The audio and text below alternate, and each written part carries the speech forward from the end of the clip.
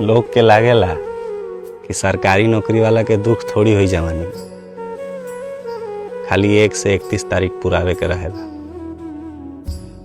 Office में AC बा आ पैसा काम से बेसी बा। शहर में रहे के बा आ राजा निहन जिंदगी जिए के बा। लोग के गलत लागेला हो, नौकरी करे वाला के तो जवानी पते ना चले।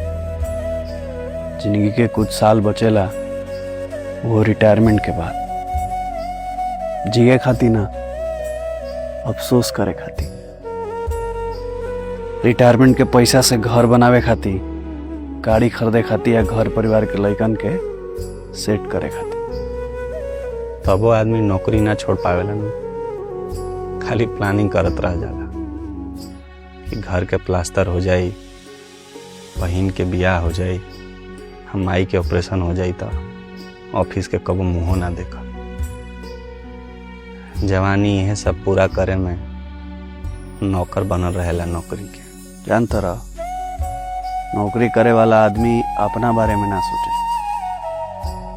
बस करत रहेला नौकरी ड्यूटी समझ के कि भले वो घर पे ना रहो पर घर के वो सामान बनल रहो जौन समय पड़ी तो कुछ पैसा भेज पाई।